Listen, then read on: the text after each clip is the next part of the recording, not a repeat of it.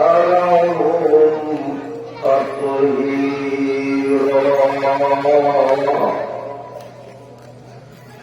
وقال تعالى عامرا ومخبرا إن الله وملائكته يصلون على النبي يا أيها الذين آمنوا صلوا عليه وسلموا تسليما. اللهم صل على محمد وعلى آل محمد كما صليت على إبراهيم وعلى آل إبراهيم إنك حميد مجيد. اللهم بارك على محمد وعلى آل محمد كما باركت على إبراهيم وعلى آل إبراهيم إنك حميد مجيد. أما بعد فأعوذ بالله من الشيطان الرجيم. بسم الله الرحمن الرحيم. ومن يؤت الحكمة فقد أوتي خيرا كثيرا. وقال صلى الله عليه وسلم طلب العلم فريضة على كل مسلم ومسلمة أو كما قال عليه السلام. صدق الله مولانا الكريم وصدق نبينا الأمين ونحن على ذلك من الشاهدين والشاهدين.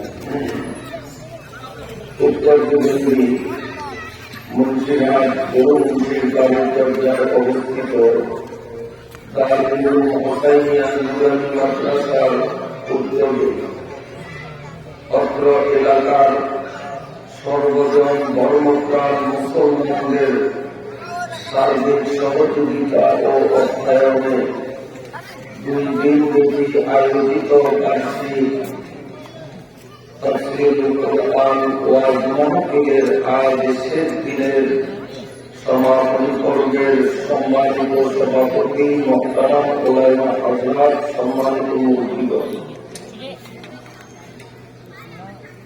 নিবেদিত প্রাণ যুবক বাবারা, আদর স্নেহের প্রতিষ্ঠাতা সত্য সোনামণিরা, পর্দার আড়ালের সম্মানিতা মায়েরা, বোনেরা, বোনেরা, আমি আপনাদের সামনে সংক্ষিপ্ত খুতবা ও দুরূদ শরীফ পাঠনকে পবিত্র কোরআনুল কারীম থেকে সামান্য কিছু অংশ তিলাওয়াতের সাথে সাথে রাসূল করিম সাল্লাল্লাহু আলাইহি ওয়াসাল্লাম থেকে বিশুদ্ধ সনদে বর্ণিত অসংখ্য হাদিস সম্ভার থেকে ছোট্ট একটি হাদিস পরিবেশন করলাম। আল্লাহ রাব্বুল আলামিন যদি তৌফিক দান করেন, তিলাওয়াতকৃত আয়াতাংশ ও পঠিত হাদিসের মর্মে কিছু গুরুত্বপূর্ণ ও জরুরি কথা আলোচনা করার চেষ্টা করব ইনশাআল্লাহ। যেই মহান রব্বুল আলামিন আমাদেরকে আদর করে, মায়া করে, দয়া করে দুনিয়ার পরিবেশ থেকে আলাদা করে কোরআন ও হাদিসের জলসায় মজলিসে আসা এবং বসার মতো সুযোগ দিলেন, প্রথমেই সে আল্লাহ পাকের শুকরিয়া আদায় করি, আলহামদুলিল্লাহ। ইমাম গাযালী রাহমাতুল্লাহ আলাইহি তার জগৎ বিখ্যাত ইহয়া উলুমুদ্দিন নামক কিতাবের মধ্যে একটি হাদিস বর্ণনা করেছেন, যার অর্থ কোথায় যদি কোরআন ও হাদিসের আলোচনা মজলিস অনুষ্ঠিত হয়, আল্লাহ পাকের কোন বান্দা ওই মজলিসের শুরু থেকে শেষ পর্যন্ত অংশগ্রহণ করে মজলিস সমাপ্তির পরে বাড়ি যাওয়ার জন্য বসার থেকে উঠার আগে আগেই আল্লাহ তাআলা তার জীবনের সমস্ত গুণাবলী মাফ করে দেন। আল্লাহ আমাদেরকে যখন কোরআন ও হাদিসের মজলিসে বসার মতো সুযোগ দিলেন, শেষ পর্যন্ত থাকার নিয়োগ করা ভালো না কারণ সবাই নিয়োগ করতে পারি। আল্লাহ তাআলা আমাদেরকে কবুল ফরমান। সম্মানিত হাজিরিন, আসল ওয়াজ শুনবেন আমার পরে যিনি আসবেন তার মুখ থেকে, এবং সবাই সেদিকেই তাকিয়ে আছেন। আমি লক্ষ্য করেছি যে একটু যদি ওদিকে কথার আওয়াজ আসে বা আমার শ্রোতাদের অনেকেই ঘাড় কাটা করিয়া রাস্তার দিকে নজর দেন যে সামনে সে আইনি কিনা। কাজী ওয়াজ সেই করবে, আমার ওয়াজ আজকে আপনাদেরকে করবো না, আপনারা শুনতেও আসেন। তবে ওয়াজ না করলেও এমন কিছু কথা বলবো যে কথাগুলো বাড়ি যাওয়ার মতো, মরণ পর্যন্ত যেগুলো কাজে লাগবে এমন কথা, অনর্থক বেহুদা কানে মজা লাগবে এই জাতীয় কথা হবে না ইনশাআল্লাহ। শরীয়তের একটা মাসআলা যে ব্যক্তি আলোচনা করবে আর যে ব্যক্তি শুনবে, উভয় জনের আমল নামায় আলোচনা করার সাথে সাথে 1000 রাকাত নামাজের সওয়াব লেখা হবে।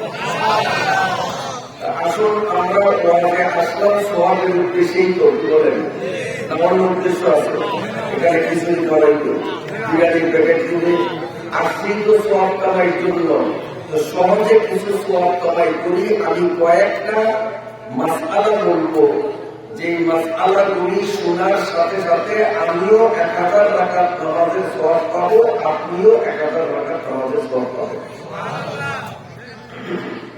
1 নম্বর মাসআলা, অনেক সময় আমরা রাস্তায় চলার পথে পতিত কোন টাকা পয়সা রাস্তায় পাই, এরকম পাওয়া যায় কিনা? জীবনে কোনদিন কোন বিজ্ঞ আলেমের কাছে আমরা জিজ্ঞাসা করিনি যে টাকাটা আমি কি করব? আমার জানা মতে অনেক মানুষ আছে চিন্তা করে টাকাটা পাইছি, আল্লাহর ঘর মসজিদ পৃথিবীর মধ্যে সর্বশ্রেষ্ঠ ঘর, আল্লাহর ঘরে দান করি, মসজিদের দান নকশের মধ্যে থেকে যায়।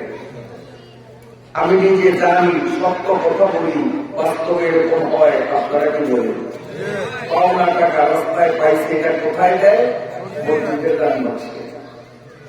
কিন্তু কোনদিন কোন আলেমের কাছে গিয়ে জিজ্ঞেস করলাম না যে এই টাকাটার সম্বন্ধে শরীয়তের বিধান কি, আমার কি করতে হবে? তালাবুল ইলমি ফারিদাতুন আলা কুল্লি মুসলিমিন ওয়া মুসলিমা, প্রত্যেকটা মুসলমান নারী ও পুরুষের উপর ইলম শিক্ষা করা ফরজ। মানে দুনিয়ায় যত ইলম সব ইলম শিক্ষা করা ফরজ না, আর এটা একজন মানুষের পক্ষে সম্ভব না।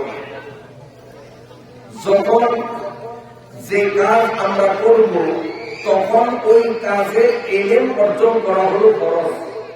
আমি রাস্তায় যখন 1000 টাকার নোট একটা পাইলাম, এখন আমার উপরে ফরজ হলো কোন বিজ্ঞ আলেমের শরণাপন্ন হয়ে এই টাকার মাসআলা কি এটা জেনে নেওয়া, এটা আমার জন্য ফরজ। যে পায় না তার জন্য ফরজ। যে যেই কাজ করবে সেই কাজের জন্য শরীয়তের এলেম শিক্ষা করা ফরজ। সব এলেম শিক্ষা করা ফরজ না, আর এটা সম্ভব না।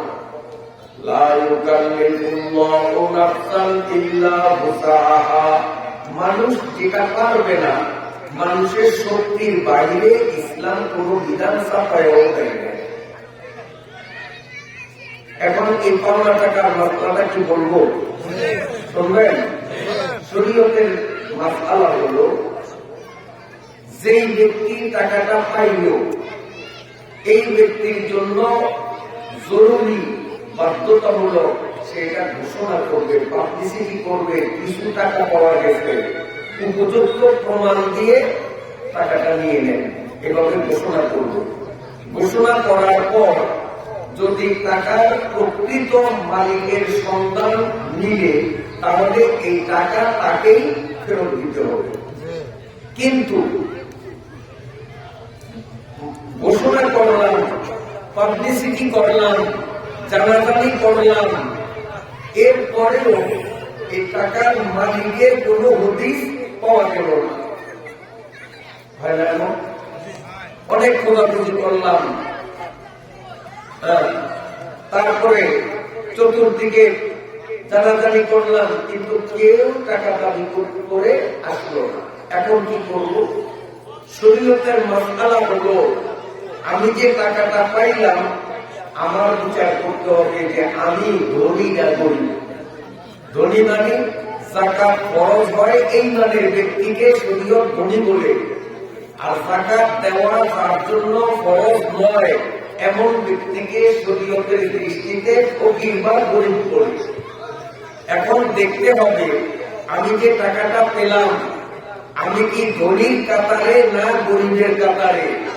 যদি আমি গরিবের কাতারে হয়ে থাকি তাহলে ওই টাকা আমি নিজের কাজে ব্যয় করা, আমি নিজে এটা খাওয়া আমার জন্য হারাম। আর আমি যদি ধনীর কাতারে করি, যাকাত, ফিতরা, কুরবানি আমাকে করতে হয়, এই ক্লাসের মানুষ যদি আমি হই, ওই টাকা আমি নিজে খেতে পারবো না, ওই টাকা মসজিদে দান করতে পারবো না, ওই টাকা কোন গরিব, মিসকিন, এতিম, অসহায়কে দান করতে হবে মালিকের পক্ষ থেকে। যে আল্লাহ টাকা তো 1000 পাইছি, মালিকের হদিস নাই, আমি মালিকের পক্ষ থেকে টাকাটা দান করলাম, আমি দায় মুক্তি লাভ করলাম, আর টাকার মালিক যে সে সওয়াবের মালিক হয়ে গেল। বুঝতে পারলাম? এখন আমি ধনী কিসিমের লোক, আমি টাকাটা মালিকের পক্ষ থেকে দান করে দিলাম। এর কিছুদিন পর মূল মালিক বের হলো, মালিক এসে যদি বলে যে হুজুর এত তারিখে আমি 1000 টাকার একটা লোক এখানে হারিয়েছিলাম, শুনেছি আপনি নাকি টাকাটা পেয়েছেন। মূল মালিক এসে দাবি করলো, শরীয়তের ফয়সালা করলো, তখন মালিককে বিষয়টা বলতে হবে যে ভাইজান আমি তো টাকাটা পাওয়ার পর পাবলিসিটি করছি, ঘোষণা দিছি, শেষমেশ আমি নিশ্চিত হইলাম যে এর মালিক পাওয়া যাবে না, অতএব আমি তো আপনার পক্ষ থেকে টাকাটা দান করে দিছি, কিন্তু দান মসজিদে নয়। পাওয়া টাকা, পথে পাওয়া টাকা মসজিদে দেওয়া হারাম কবিরা গুনাহ। অথচ অহরহ মানুষ টাকা পাইলে ওই টাকা মসজিদের মাকসদে দিয়ে সওয়াবের নিয়তে দেয়, হারামের গুনাহ তার আমলনামার মধ্যে পাওয়া। এমন কাজ জীবনেও করবো না, পাওয়া টাকা কখনো মসজিদে দেব না। ঠিক আছে? এখন মালিককে বলে দিব যে আমি তো আপনার পক্ষ থেকে টাকাটা দান করে দিয়েছি। তখন মালিক যদি কয় ঠিক আছে আমি মেনে নিলাম, বাস শেষ। আর মালিক যদি বলে আমার টাকা দান করার অধিকার আপনাকে কে দিছে, আমার টাকা আমাকে দিতে হবে, শরীয়তের ফয়সালা হলো তখন আমি আমার পকেট থেকে ওনাকে 1000 টাকা রিটার্ন দিতে হবে, আর ওই দানটা অটোমেটিক আমার পক্ষ থেকে হয়ে যাবে। মতলব বুঝতে পারলাম? 1 নম্বর মাসআলা। এগুলো আমাদের সমাজে অহরহ চলছে। মূল মসজিদে দেয়, মসজিদে পাওনা টাকা কোনো মসজিদে দেবেন না। 2 নম্বর মাসআলা, এইটাও অ্যাভেলেবেল আমাদের সমাজে দেখা যায়। যখন দাড়ি সাদা হয়ে যায়, মাথার চুল শুভ্র হয়ে যায়, তখন অনেকে সেলুনে যাইয়া কালো রং দাড়িতে চুলে লাগায়। আপনারও এই ইউনিয়নে আছে কিনা জানি না, তাইলে মাসলা এটা একটু বলা দরকার। বলবো পরিষ্কার শরীয়তের মাসআলা, কারো মাথার চুল দাড়ি যদি সাদা হয়ে যায়, এটাকে যদি কালার করতে মন চায়, কেবল একটা কালার শরীয়ত অনুমোদন করে, একটা কালারের এজাজত বা অনুমতি দেয়, সেটি হল মেহেন্দি। মাথা ও দাড়িতে শুধুমাত্র মেহেন্দি লাগাইয়া কালার করা যায়, কোনো সমস্যা নাই, কিন্তু কালো রঙের এজাজত দেওয়া হারাম। আজকে আমাদের সমাজে অধিকাংশ মানুষ দেখা যায় সেলুনে গিয়া কালো রং লাগায় দাড়িতে। হারাম, হারাম, হারাম, পাক্কা হারাম। যতক্ষণ পর্যন্ত তার এই কালার, কালো কালারটা দাড়ি বা চুলের মধ্যে থাকবে, প্রতিটা সেকেন্ডে সেকেন্ডে তার আমলনামার মধ্যে হারামের গুনাহ জমা হতে থাকবে। অতএব আমরা ভুলেও কখনো কালো রং লাগাবো না। লাগিয়েছেনি কথা বুঝে আসছে আমার? ওয়াজ তো হুজুরে করবে আমার পরে, আমি ওয়াজ করবো না। তবে ওয়াজের বাদ দিতেছি, ওয়াজের বাদ। এই ভুলের কারণে আমরা জাহান্নামের জন্য নিজেকে উপযুক্ত করতেছি, জান্নাতের পথ থেকে দূরে সরে যাচ্ছি। এই কথাগুলো না কোনো আলেমদের কাছে আমরা জানার জন্য যাই, না কোনো আলেমরা ওয়াজের মজলিসে আমাদের শোনায়। ওয়াজের ফাস্টু লাখ ইচ্ছা কাহিনী আর শ্রুতিমধুর কল্প কাহিনী, ব্যঙ্গাত্মক কথাবার্তা, ইয়ার্কি মস্কারি দিয়েই ওয়াজের নামে ফাইজলামি চলে বর্তমানে। কথা ঠিক যাবেন আল্লাহ আমার ভাইরা। এজন্য এই আমাদের সমাজের বিদ্যমান ভুলগুলাকে শুধরাবার জন্য কয়টা মাসলা বললাম আমি? 2টা বুঝে আসছে সবাই? এবার আসেন 3 নম্বর। এইটাও আমাদের সমাজে অহরহ প্রতিদিন এই ভুল আমাদের সমাজের মধ্যে বিদ্যমান চলছে। ব্রয়লার মুরগি খাইনি আপনার ব্রয়লার খায়? হ্যাঁ, এই ব্রয়লারের মধ্যে হয়। আবার এখন আসছে শীতকাল, খাইবে হাঁস, এই হাঁসের মধ্যেও হয়। কবুতরের বাচ্চা খায়, এখানেও ভুল হয়। হারাম খায়, হারাম খায়। যেই পদ্ধতিতে বেশিরভাগ মানুষ ব্রয়লার মুরগি, কবুতরের বাচ্চা আর শীতকালীন সময়ের সুস্বাদু খাবার হাঁস খাইতেছে, হারাম খাইতেছে, এই হারাম খাওয়ার অপরাধে তার ফরজ নামাজ আল্লাহর দরবারে কবুল হয় না, তার ঈমান নষ্ট হয়ে যায়। গণসে কামরা পাকে দাড়ি আদা হারাম, গণসে কামরা পাকে দাড়ি আদা হারাম। মরদে ঈমানদার বাসি ওয়াসসালাম। আমি যদি আমাকে ঈমানদার বলে দাবি করি, তাহলে আমার খাদ্য খাবার হালাল হতে হবে। হারাম খাবার খাইলে ঈমান থাকে না, ঈমান নষ্ট হয়ে যায়। কেমনে হারাম খাই একটু বিস্তারিত বলি। শরীয়তের মাসআলা, যে সমস্ত পশু পক্ষী খাওয়া হালাল, এখানে কি থাকে? মাসলার আগে আরেকটা সূক্ষ্ম কথা বলতে হয়। নাস্তিকরা যখন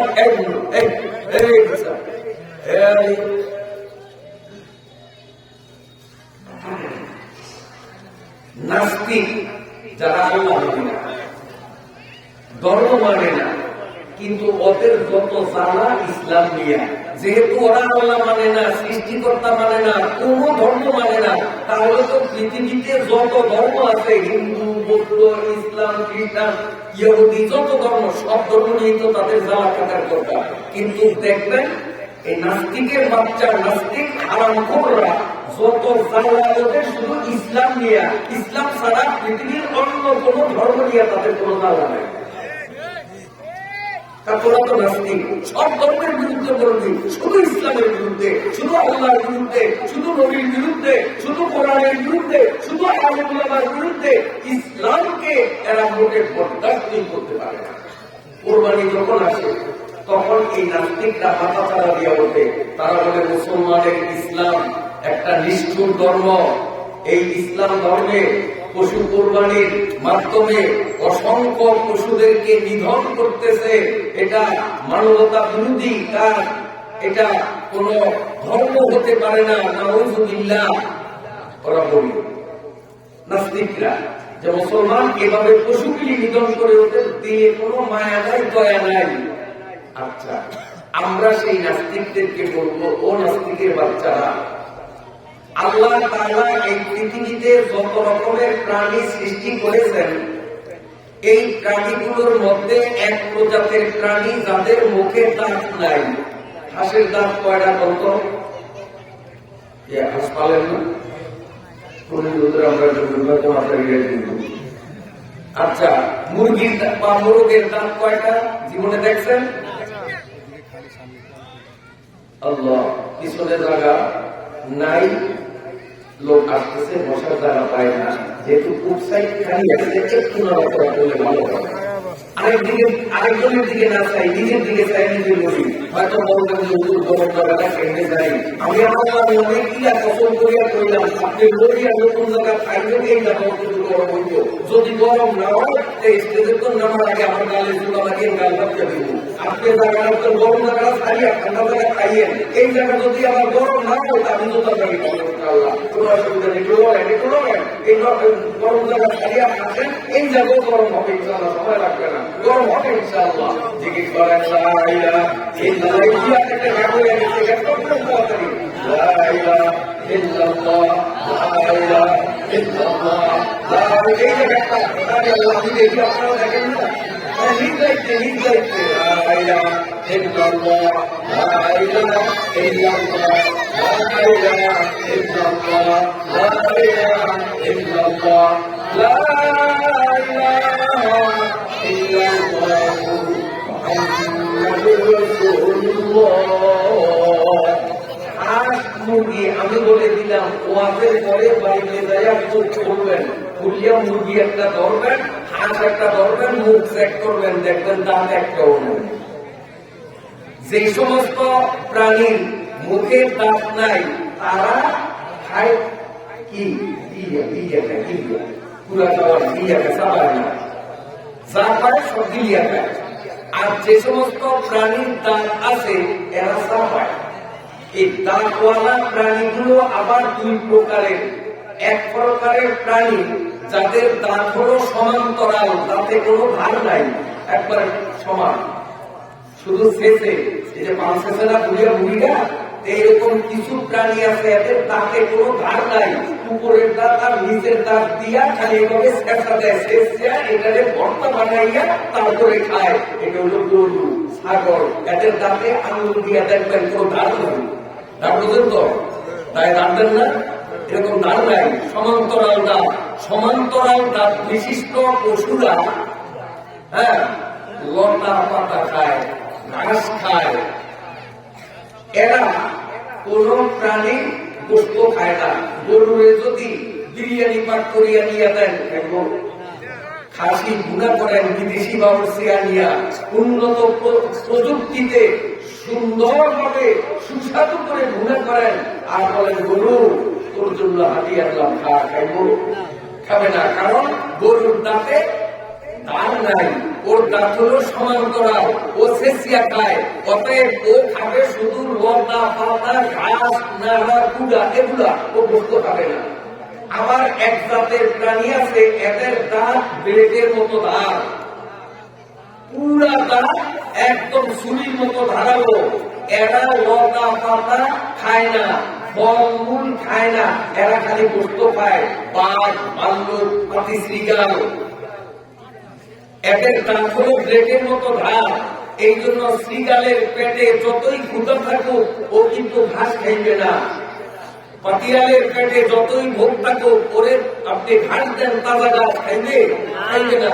ও চিন্তা করবো যে কার মুরগির কূপের দরজা নরম আছে, রাত্রে চেক করবে। আর চেক করতে টর্চলাইটও লাগে না। আল্লাহ ওদের চোখের মধ্যে এমন পাওয়ার দিয়েছেন, ওরা দিনের আলোতে যেমন দেখে রাতের অন্ধকারে একদিন করবে। তো এই ধরনের হিংস্র প্রাণীগুলোর দাঁত হলো ধারালো। এই ধারালো দাঁত বিশিষ্ট প্রাণীরা শুধু মাংস খায়, এরা তৃণ খায় না, ঘাস খায় না। এবার আসুন মানুষ, এই যে আমার দিকে তাকান, অধিক তাকালে তোর বুঝবেন না। কথা কান দিয়েও শুনতে হয়, চোখ দিয়েও শুনতে হয়। এই ধরনের দাওয়াত কিন্তু আমি নেই না। এটা নিচ্ছি কেন? রুগী আমার একান্ত নির্দিষ্ট মানুষ, এই জন্য। কারণ এই আন্দা, আতুর, ল্যাংরা, ঘোড়া এগুলো রাখে মাহফিলের প্রধান আকর্ষণ। আর বিজ্ঞ আলেম উলামা যারা কোরআনের কোথায় কি আছে সব নিজের এলেম দিয়া মন্থন করিয়া বাহির করতে পারে, তাদেরকে রাখে বিশেষ অতিথি। আর তাদের বুম মারলে কিছু বাহির হবে না, কারণের প্রধান আকর্ষণ। সব মানুষের নজর থাকে সেই দিকে। এটাতে কোরআনের অবমাননা হয়, আলেম ওলামাদেরকে তুচ্ছ জ্ঞান করা হয়। এই ধরনের মাহফিল আমি দেওয়ার আদৌ নেই না। কিন্তু আজকেরটা ব্যতিক্রম ধর্মী নিচ্ছি, শুধু নবীর অনুরোধে সে আমার একান্ত ঘনিষ্ঠ কথা বলি আমি এদিক, কিন্তু আমি আপনাদের প্রত্যেকের চেহারার দিকে দেখি যে সবার নজর খালি রাস্তার দিকে। কোন সময় আইব? আর এখন তো আইএনসি চলতে আছে, চিন্তা করেন না, সিও পাইবে ইনশাআল্লাহ। এখন আইএনসি দিকে খালি অতিরিক্ত খালি অতিরিক্ত আসেন। আমার কথা আপনারা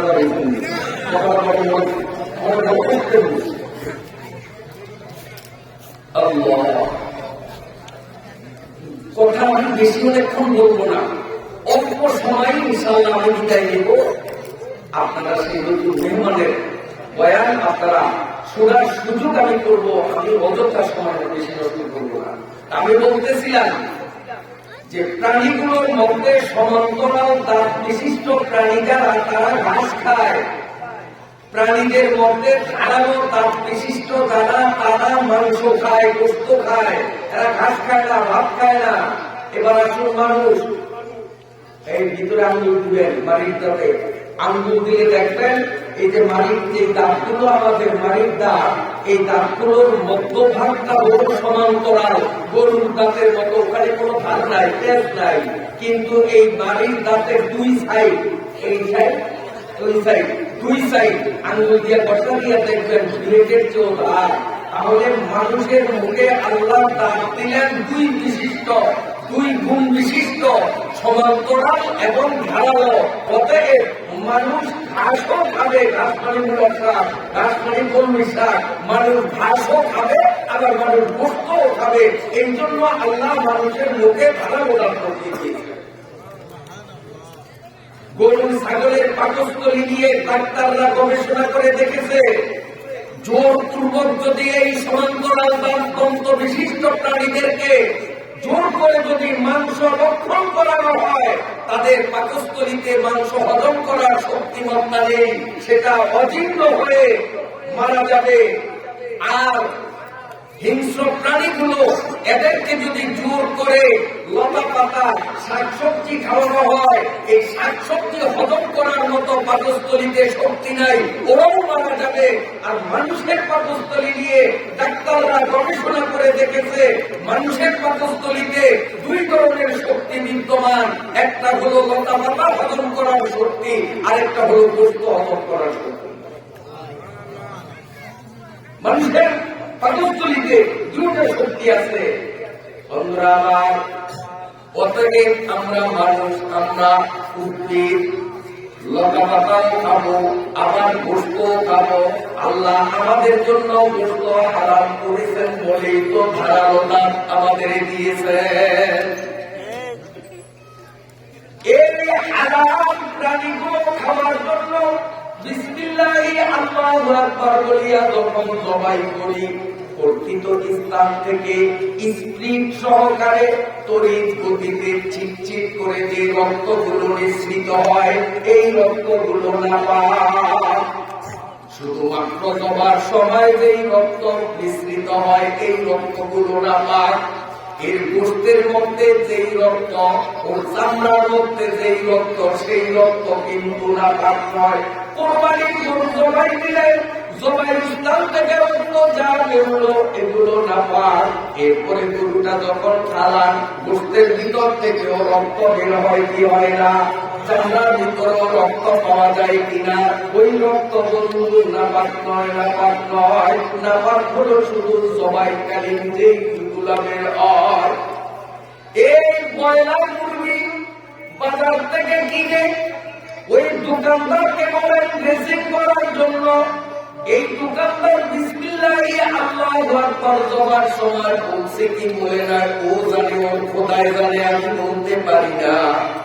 এরপরে মুরগিটার কল্লাটারে কাইটা একটা বালতির ভিতরে রাখিয়া উপরে ঢাকনা দেয় কিনা আপনারাই বলেন। এখন আপনারা ওয়াজের মাঠে সেইভাবে চুপচাপ বসে আছেন, মুরগিটা কি বালতির মধ্যে চুপচাপ হয়েছে? কি করে লাফালাফি করে না? রুহ যতক্ষণ আছে ততক্ষণ তো বালতির ভিতরে লাফালাফি করে, লাফালাফি করে। আর তার গলার কাটা স্থান থেকে নাপাক রক্তগুলো বাহির হয়। এই নাপাক রক্তগুলো সারা গায়ে মাখাইয়া সাদা মোরগ, সাদা মুরগিরা লাল বর্ণ হয় কি হয় না? নাপাক লাগছে, নাপাক লাগছে। এরপরে যখন মুরগিটা ঠান্ডা হইয়া যায়, ওই বালতির থেকে উঠাইয়া গরম পানির পাত্রের মধ্যে দিয়া যখন সুইচ অন করে সিদ্ধ হইয়া তার পশম গুলো আলাদা হইয়া যখন একেবারে পরিষ্কার পরিচ্ছন্ন হয়, তারপরে ছুরি দিয়া পেট ফাড়িয়া ভিতরের মল গুলো বাহির করিয়া পলিথিন পেঁচাইয়া আপনারে দিয়া দেয়। এবং দুবার করিয়া শুনেন, জবাইকালীন মিশ্রিত রক্ত নাপাক। এর পেটের ভিতরে যেই নাড়িগুলি রয়েছে, এগুলো নাপাক। নিয়ম ছিল মুরগিরা যখন ঠান্ডা হলো, পবিত্র ঠান্ডা পানি দিয়া ধুইয়া লাল নাপাক রক্তগুলো পরিষ্কার করা, এরপরে ছুরি দিয়া পেট ফাড়িয়া নাড়িগুলি গুলি ফালাইয়া দেওয়া, তারপরে পবিত্র গরম পানির মধ্যে চুবাইয়া ড্রেসিং করা। যেহেতু রক্ত সহ নাড়িগুলি সহ গরম পানিতে দিলেন, এই রক্ত এবং নাড়িগুলি গোশত সিদ্ধ হওয়ার কারণে গোশতের রন্ধ্রে রন্ধ্রে নাপাক ঢুকিয়া গেল। ওই গোশত খাওয়া মুসলমানের জন্য হারাম। আমাদের গ্রামগঞ্জের অনেক মেয়েরা, অনেক মায়েরা, অনেক বৌমারা কবুতর জবাই করিয়া ওই কবুতরের পেট না ফাড়িয়া, হাঁস জবাই করিয়া হাঁসের পেট ফাড়িয়া ময়লা আবর্জনা না ফলাইয়া আগেই গরম পানিতে চুবায়, গরম পানিতে চুবাইয়া পশম ছাড়াইয়া তারপরে পেট ফাড়িয়া ময়লা ফালায়। ওই হাঁস খাওয়া মুসলমানের জন্য হারাম।